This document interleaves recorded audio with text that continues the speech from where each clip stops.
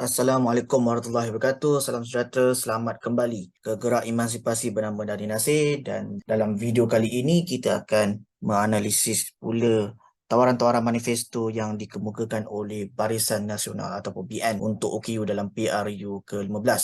Jadi tanpa melengahkan masa, kita boleh terus saja kepada tawaran-tawaran yang diketengahkan oleh BN untuk OKU. Sejujurnya saya baca 2 kali manifesto Barisan Nasional supaya nak betul-betul pastikan saya tak terlepas benda-benda yang spesifik ataupun yang berkaitan dengan OKU dalam manifesto mereka.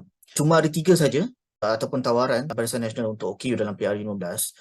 Yang pertama adalah pembinaan lebih banyak hospital pakar bagi disiplin seperti disiplin penyakit berjangkit dan juga kesihatan mental. Yang kedua adalah memantapkan peranan NGO-NGO yang menyediakan pusat penjagaan untuk warga emas dan OKU dengan peruntukan sebanyak 105 juta ringgit Malaysia dalam tempoh 5 tahun. Jadi kalau 105 juta ringgit Malaysia bahagi 5, setahun 21 juta lah untuk NGO-NGO yang menyediakan pusat penjagaan warga emas dan OKU. Dan yang ketiga adalah RM 10 juta ringgit Malaysia untuk voucher perjalanan OKU yang menggunakan perkhidmatan e-hailing.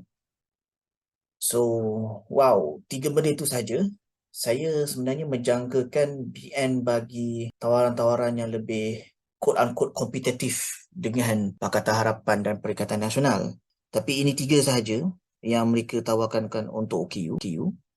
Nah, 3-3 tu secara asasnya boleh cakap tawaran-tawaran yang baik. Cuma seolah-olah macam mereka tidak mahu menyelesaikan isu-isu dasar ataupun isu-isu struktural ataupun isu-isu sistemik yang sebenarnya membelenggu ataupun menjadi punca asas kepada pelbagai komplikasi ataupun kekangan yang dihadapi oleh OKU. Sebab saya percaya bahawa banyak isu-isu OKU di Malaysia ini adalah isu-isu yang bersifat struktural, isu-isu yang bersifat sistemik. Jadi untuk menyelesaikan isu-isu itu lebih banyak tindakan-tindakan konkret yang yang bersifat substantif, yang bersifat transformatif perlu ditawarkan oleh parti-parti politik, termasuklah Barisan Nasional. Membina lebih banyak hospital pakar, termasuklah hospital pakar kesihatan mental, itu bagus. Tapi dia tak beritahu berapa banyak ahli psikiatri baharu yang akan dilatih dan ditauliahkan. Dia tak beritahu berapa banyak peruntukan untuk ekosistem kesihatan itu sendiri yang spesifik penjaga kesihatan boleh diakses dan inklusif untuk OKU.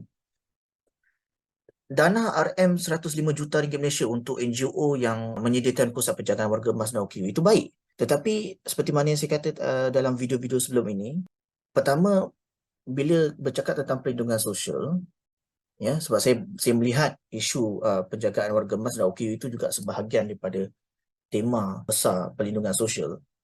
Jadi dia perlukan tindakan-tindakan yang lebih sistemik untuk memastikan OKU dan warga emas itu dilindungi, ya, dari segi perkhidmatannya, dari segi kemudahannya, dari segi peruntukannya, dan juga termasuklah bantuan kewangan itu sendiri. Dan yang dalam tawaran Barisan Nasional ni hanya spesifik untuk NGO yang ada pusat penjagaan.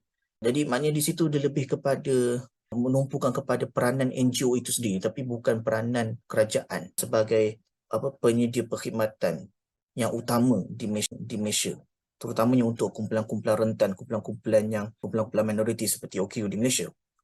Jadi untuk yang ketiga pula, voucher perjalanan RM 10 juta, itu baik sebenarnya. Dia dari situ dia dapat mewujudkan kuasa guna, ya, dalam kalangan OKU untuk menggunakan e-hailing. Tapi itu sebenarnya isu yang dari segi demand sudah ada, mungkin dari segi permintaan OKU itu mungkin sudah boleh menggunakan e-hailing dengan bantuan voucher perjalanan sebanyak RM 10 juta setahun. Tapi dari segi supply itu pula, berapa banyak perkhidmatan e-hailing yang menyediakan kereta-kereta yang boleh diakses untuk pelanggan-pelanggan kursi roda? Berapa ramai yang dilatih untuk mengendalikan ataupun memberi perkhidmatan kepada pelanggan-pelanggan kurang upaya? Itu isu asas sebenarnya. Itu isu asas. Kita tak cerita lagi berapa banyak jumlah kereta-kereta taksi ataupun kereta e-hailing yang boleh diakses untuk kursi roda. Itu dan voucher ini juga hanya spesifik untuk OKU yang menggunakan e-hailing, dan e-hailing tu kita tahu selalunya berada di kawasan-kawasan bandar lah, bandar-bandar utama. Dan bukan semua bandar utama pun mempunyai perkhidmatan e-hailing yang mencukupi. Ya, kalau di KL Selangor, Putrajaya, mungkin mudah kalau berbanding dengan negeri-negeri lain.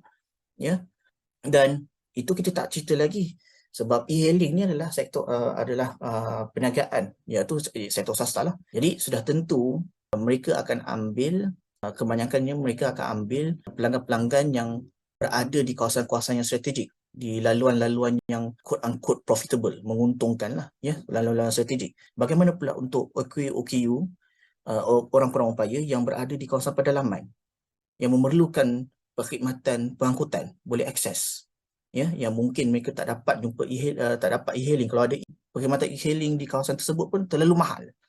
Jadi tawaran-tawaran ini bukan saya kata tidak baik, tetapi dia terlalu superficial. Dia seolah gagal melihat isu-isu yang mereka ingin tangani ni, isu penjagaan kesihatan, isu pengangkutan, perkhidmatan pengangkutan, dan juga isu perlindungan sosial secara menyeluruh, secara komprehensif, sebab setiap isu ni kompleks. Dia ada nuansa-nuansanya, dia ada nuansnya. So, bila isu tu kompleks, berlapis-lapis, ada pelbagai faktor yang perlu dipertimbangkan. Jadi diperlukan beberapa tindakan-tindakan konkret, bukan hanya dalam penyataan-penyataan umum ataupun satu dua perkara sahaja, satu dua tawaran sahaja. Dia mungkin memerlukan sampai 3 ataupun 4 tawaran yang konkret. So, itulah tawaran Barisan Nasional, 3 itu, ya. Jadi bila saya melihat tawaran-tawaran Pakatan Harapan, Perikatan Nasional dan Barisan Nasional untuk OKU dalam PRU15 dan mengimbau kembali tawaran-tawaran parti-parti politik sewaktu PRU ke-14 sebelum ini, daripada Pakatan Harapan, Barisan Nasional dan juga Gagasan Sejahtera pada waktu itu, saya dapat melihat tentu yang boleh saya katakan sebagai penyakit-penyakit dalam manifesto parti politik untuk OKU dalam pilihan raya. Ya, jadi insyaAllah dalam video yang berikutnya saya akan terangkan apa yang saya maksudkan dengan penyakit-penyakit dalam manifesto parti-parti politik untuk OKU. Jadi terima kasih semua. Ini adalah analisis saya, penelitian saya untuk manifesto Barisan Nasional bagi komuniti OKU di Malaysia dalam PRU 15 yang akan datang.